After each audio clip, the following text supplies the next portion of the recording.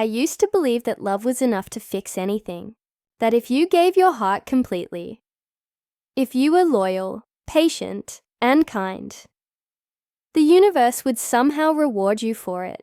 But the universe doesn't care about love. It doesn't care how much you sacrifice, how much you forgive, or how many nights you cry yourself to sleep, waiting for someone who doesn't deserve your tears. I learned that the hard way, on the day my entire world shattered with one message. My name's Annie, and for 8 years, I loved one man, Luke. We met in college, that ridiculous kind of young love that everyone says won't last. But it did. Through first apartments, first jobs, bills, struggles and dreams. We built a life together. He was my best friend, the person I laughed with at midnight over burnt pasta, and the one I believed I'd walk down the aisle towards someday. Luke wasn't perfect. He was forgetful, sometimes distant, a little careless with words. But he had this charm, the kind that made you forgive everything the moment he smiled. When we moved into our shared apartment, I remember standing in that empty living room thinking, this is it. This is the start of forever. And for a while, it really felt like it. We planned vacations. We talked about marriage, kids, and buying a little house on the edge of town. We were that couple people called solid, the kind everyone expected would make it. But what no one saw was the loneliness creeping into our home. It started small. Late nights at work, missed dinners, fewer texts during the day. He'd tell me he was stressed, that his boss was on his back, that he was trying to get a promotion so we could finally settle. And I believed him, because love makes you believe. It blinds you, numbs you, and convinces you that the lies you tell yourself are better than the truth you can't face. Then one day, everything changed. With a phone call I wasn't supposed to hear. I was doing laundry, humming along to some random playlist, when his phone started ringing on the counter. I didn't mean to pick it up. I swear I didn't. But the name on the screen stopped me cold. Jess. His colleague. The one he always mentioned in passing. Oh, Jess from the office said this. Or, Jess handled that client. Nothing alarming. Just another co-worker. Until that moment, the call went to voicemail, and before I could stop myself, I hit play. Her voice was soft but playful, teasing. Hey babe, I'm still thinking about last night. Can't believe we actually did that in your office. Call me when she's asleep. I dropped the phone like it burned me. My heart stopped. My body froze. I stood there, in the middle of our kitchen, surrounded by the smell of detergent and betrayal. I wanted to scream, to break something, to call him and demand the truth. But instead, I sat on the floor and listened to that voicemail, over and over again, until my body went numb. He came home late that night, smelling like his office. I didn't say a word, not a single question, not an accusation. I just looked at him, really looked at him, and realized I didn't know the man standing in front of me anymore. That night, I couldn't sleep. I stared at the ceiling while he snored beside me, thinking about every moment we shared, every inside joke, every promise, every time he said he loved me. And I wondered how someone could destroy 8 years for something as meaningless as lust. By morning, something inside me had changed. The old Annie, the one who cried, begged, and tried to fix things, she was gone. What replaced her was silence. Cold, unshakable silence. While he was at work, I packed his things. Every shirt, every book, every memory that had his fingerprints on it. I didn't break anything, didn't write a note. I just drove to his parents' house, dropped off the boxes, and left his life without a word. When he came home that night to an empty apartment, I imagine he felt the kind of shock I had felt the day before. Good. He called me non-stop for days. Messages, voicemails, apologies that didn't mean a damn thing. I blocked him on everything. The only text I sent was a single line. You killed us. Not me. People expected me to explode, to confront him, to make a scene. But anger is easy, silence is power, and I wasn't giving him the satisfaction of seeing me fall apart. It didn't take long for the truth to spread. Everyone in our circle knew. Some pitied me, some whispered, but I didn't care. What hurt more was realizing how many of our friends stayed friends with him, how easily they forgave the man who shattered me. But that's how it works. Everyone sympathizes with the charming liar, not the quiet woman he destroyed. Months passed. I got a new job, a new apartment, and little by little, I learned how to breathe again. But healing isn't linear. Some nights, I'd wake up at 2 a.m., reaching for a man who wasn't there. Other nights, I'd scroll through old pictures, laughing faces that felt like ghosts haunting my phone. I told myself I was over it, but I wasn't. Not really. Then one evening, while cleaning my closet, I found it. His keychain. A tiny metal charm shaped like an old car. Something his granddad had given him when he was a kid. He used to joke that it was his good luck charm, that as long as he had it, things would go right. Holding it in my hand, I felt every ounce of pain come rushing back. The tears I had buried, the love I had wasted, the nights I had spent convincing myself I wasn't enough. But then, as I looked at that stupid little keychain, something inside me shifted again. I smiled, not because it made me happy, but because it reminded me that closure isn't given, it's created. I realized I didn't want him to hurt the way I did. I wanted him to understand why I hurt. I wanted him to feel the helplessness of being disbelieved, the sting of being abandoned, the weight of having no one trust you. But revenge is an art, and art takes time. So, I waited. For almost a year, I stayed quiet. I watched his life crumble from a distance. Lost his job, started dating Jess publicly, and then, shockingly, got her pregnant. They called it starting over. I called it karma. He paraded their pregnancy photos online, pretending to be this reformed man, the kind of guy who had learned from his mistakes. And I just smiled, because I knew something he didn't. The universe doesn't forgive liars. It just waits for someone like me to remind them. And my reminder was coming. When I saw him in that grocery store, one random Thursday afternoon, it felt like fate had handed me the final brushstroke to my masterpiece. He looked tired, older, a little defeated, like the weight of his choices was finally catching up. He froze when he saw me, like he'd seen a ghost. I just smiled, polite, calm, the kind of smile that hides storms behind it. "Hey Luke," I said softly, "I still have something that belongs to you. That old keychain from your granddad. Thought you might want it back." He blinked, confused, cautious. "Ah, wow. I didn't even know you still had that." "Yeah, I'd like to get it." "Saturday morning," I said with a shrug. "After that, it's going in the trash." He hesitated. "Saturday? That's, Jess's due date." I tilted my head. "Well, I guess you'll have to make a choice then." And just like that, the trap was set. After that night, I couldn't sleep. Every time I closed my eyes, I saw Ryan's face. The same face that once promised forever, now haunted me like a bad dream I couldn't wake up from. My heart wanted to hate him, but my soul wasn't ready to forgive. That's the thing about betrayal.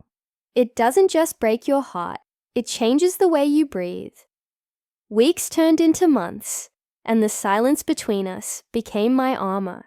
I didn't reply to his messages, didn't respond to the endless apologies he sent through mutual friends. I didn't need to. My absence was louder than any words I could have said. But that didn't mean I wasn't hurting. I was. Every morning I woke up feeling like a ghost in my own body. I'd stare at my reflection, wondering how I became a woman who could be so easily replaced. But somewhere inside me, the pain started to twist into something else. Something sharper. I realized Ryan was still living his life while I was stuck in rewind. He had Jess now, and from what I heard, they were expecting.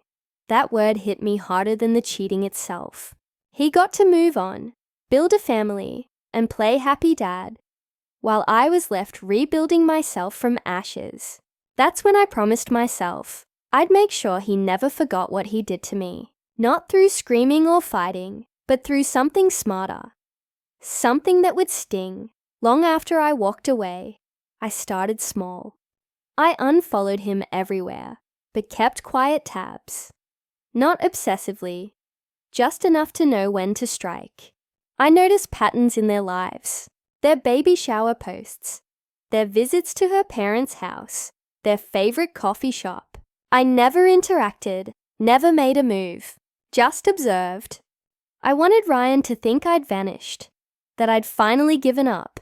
He had no idea I was just waiting for the perfect moment to take back control. One afternoon, around 7 months after the breakup, I found something that would become my opportunity. I was cleaning my apartment, packing away boxes of memories, when I found an old keychain. It was his. A tiny scratched-up silver pendant his grandfather gave him. He'd carried it everywhere. It wasn't valuable, but he loved it like it was gold. Seeing it in my drawer brought 1,000 memories rushing back. Road trips, late-night talks. That time he lost it, and I helped him search for hours, until we found it under the car seat. I smiled. Not because I missed him, but because now I had something he'd never resist. The next day, I sent him a short message. "Hey, I found something of yours. The keychain your granddad gave you. You can pick it up next Saturday morning if you want. Otherwise, I'll toss it. No emojis, no emotion. Just facts." I knew exactly how he'd react. Predictable as ever, he'd try to seem calm, but wouldn't risk losing it. And that's exactly what happened. He replied quickly, asking if he could come earlier or later because of Jess's due date. I told him no, Saturday or never. I wanted him to have no choice but to show up. That entire week, I played it cool. I kept to myself, kept working, and smiled at everyone, like I hadn't just set a trap that would change everything. When Saturday finally came, I woke up before dawn. I made coffee, tidied the house, and looked at myself in the mirror. I didn't see the broken woman Ryan left behind anymore. I saw someone dangerous, calm, composed, and ready to take back her story. At exactly 9:30, the doorbell rang. I already knew it was him. The same knock, the same nervous rhythm. I opened the door, and for a split second, I saw confusion in his eyes. He expected anger or tears. Instead, I smiled softly and said, "Hey, come in." He hesitated, but walked in. The air between us was thick. Not romantic, not hateful, just heavy. We sat on opposite ends of the couch, and he looked like he wanted to explain everything all over again. I didn't let him. I just said, "You don't owe me an explanation. You already gave me all the answers I need." He nodded, pretending to understand, but I could tell he was relieved. He thought this was closure. He thought I was finally moving on. I asked about the baby, about Jess. He told me she was due in a few days. His eyes softened when he mentioned the baby. And that somehow made me feel a flicker of humanity again. I wasn't trying to ruin his child's life. I just wanted him to understand the depth of what he'd done to me. We talked for nearly an hour. He apologized again, said he hoped I'd find happiness. I told him I already had. Peace. Then, as he stood to leave, I hugged him. Just a quick, polite hug. But I held on just long enough for the doorbell camera to catch it. Just long enough for it to look questionable. When he left, I didn't cry. I didn't shake. I didn't feel vindicated. I just felt done. But I wasn't finished. Not yet. That night, I edited the doorbell footage carefully, trimmed out the beginning and end, left only the moment where we looked like we were closer than we were. Then I wrote one message, just one. I didn't even need to lie. I let implication do all the work. I typed, "Did he even shower and change his clothes between fucking me and holding his son. Congratulations on being stuck with him for the next 18 years. I hope it's everything you dreamed of. I sent the video and message to Jess. And that was it. I didn't add drama, didn't follow up. I just watched the explosion from a distance. Within hours, Ryan's phone must have started lighting up. He called, texted, begged for me to explain. I didn't answer. I blocked him everywhere. The last thing I saw before cutting contact completely was a notification from a mutual friend. Jess kicked him out. What did you do? I smiled. Not a wicked smile, a satisfied one. Because after everything he took from me, my love, my dignity, my peace, I'd finally taken something from him that he could never replace. His image of himself as a good man. But the thing about revenge, it doesn't stop the pain. It only makes it louder. For days I felt powerful. I went to work, met friends, even started smiling again. Everyone around me thought I was healing. They had no idea I was the storm behind his downfall. But late at night, the silence crept back in. The part of me that still remembered the good times began whispering, "Was it too much? Did you become what you hated?" I tried to shut it out, but guilt is stubborn. Still, I reminded myself, he made his choices first. He played with my heart like it was disposable. I just showed him what it feels like when someone you love destroys everything you built. A week later, I heard through a mutual friend that Ryan hadn't seen his newborn son since the hospital. Jess wanted nothing to do with him. He was living at his parents' house again. I should have felt bad. I didn't. At least, not right away. Revenge had always sounded like power. Until I actually held it in my hands. That's when I realized something no one ever tells you. Revenge doesn't heal you. It just proves you can bleed differently. After everything went down, I thought I'd finally feel free. For the first time in months, I woke up without checking my phone, without wondering if Ryan had texted, or if Jess had posted another perfect photo of their happy family. I told myself I'd close the chapter, burned it even. But the truth, the silence that followed wasn't peace. It was emptiness. At first, I filled my days with anything to drown it out. I joined a gym, started volunteering, even picked up painting again. People around me said I looked glowing, refreshed, like someone who had moved on. But deep down, I knew it wasn't healing. It was distraction. I had won the battle, sure. But in doing so, I had reopened a wound I thought I'd buried. 3 weeks later, I ran into one of our old friends, Kelsey, at a coffee shop.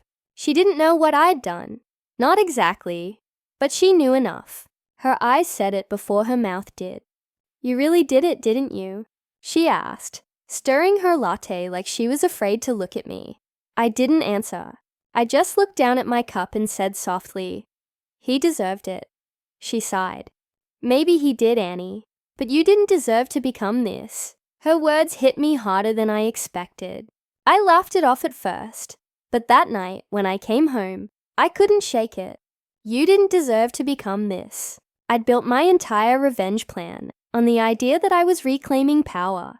But maybe, just maybe, I had traded my peace for control and lost both in the process. Still, part of me needed to know what had happened to him. So I broke my own rule and checked social media. His profile was gone. Mutual friends had gone quiet about him. Eventually, I found out through a friend of a friend that Jess had filed for full custody, and Ryan was fighting in court just to see his newborn son. He'd lost his job too. Apparently, word spread fast, and his boss didn't want the drama around the office. For a moment, I felt that dark satisfaction again. That tiny flicker of, he got what he deserved. But right behind it came a feeling I hadn't been ready for. Guilt. Not because he didn't deserve consequences. He did. But because now, a baby was caught in the crossfire of a war he didn't start. I didn't plan for that. I only wanted Ryan to feel the loneliness he'd forced on me. Not to destroy his chance at being a father. But revenge doesn't come with boundaries. Once it starts, it spreads like wildfire, burning everything around it, even the parts you never meant to touch. A few days later, I got an email, an address I didn't recognize. The subject line read, "You won, Annie." I shouldn't have opened it, but of course I did. It was from Ryan. The message was long, not angry, not bitter, just broken. He told me he finally understood what it felt like to lose everything that mattered. He wrote about seeing his son once, and then never again. How everyone around him thought he was a liar. How he couldn't even convince his own mother of the truth. He said he wasn't mad at me. He was just empty. Then, at the end, he wrote something that made my stomach twist. "I don't know what I did in my life to deserve this kind of pain, but I guess this is what real payback feels like. You were always smarter than me, Annie. You always knew how to hit where it hurts most. I just never thought you'd actually do it." I read that line over and over until the words blurred. I didn't reply. What could I even say? Sorry I ruined your life. That wouldn't fix anything. That night, I walked outside and sat on the porch, staring at the stars. For the first time in a long time, I cried. Not because of him, but because of me. Because I realized that revenge might make you feel powerful for a moment, but it doesn't bring you peace. It doesn't heal you. It just keeps you tethered to the same pain you were trying to escape. But here's the thing. I don't regret everything. I regret how I did it, not why. I needed him to feel what it was like to lose trust. To have people look at you and see a liar, a cheater, a disappointment. That was my truth for years. And now it was his turn. But if I could go back, maybe I would have chosen a different way. One that didn't take me down with him. After that night, I deleted the email, blocked the address, and decided that was the end. Not for him, for me. I packed up the last of his things, including that keychain, and threw it into the ocean. It didn't sink right away. It floated for a few seconds before disappearing beneath the waves. Watching it vanish felt symbolic. The last piece of him, finally gone. Months have passed now. Sometimes I still think about Ryan. Not out of love, not even hate, but as a lesson. People think revenge is about getting even. It's not. It's about balance. Restoring what was broken inside you. But I learned that no revenge can fix what trust once built. Once someone destroys that foundation, nothing, not even the sweetest payback, will ever make it whole again. I've moved on in ways I never thought I could. I started therapy. I learned that forgiveness doesn't mean excusing what someone did. It means freeing yourself from the weight of it. I'm not the same woman who stood crying in that apartment after finding out he cheated.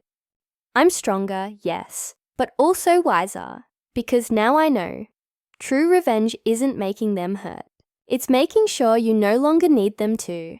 And as for Ryan, I don't know where he is now. Maybe he's rebuilding. Maybe he's still lost. But I do know one thing. He'll never forget me. Not because I destroyed him, but because I taught him what it feels like when the person you took for granted finally decides they're done being your victim. That's the kind of revenge that never fades. The kind that lives quietly, without guilt, without chaos. The kind that simply says, you had your chance and you blew it. And sometimes, that's the most powerful revenge of all.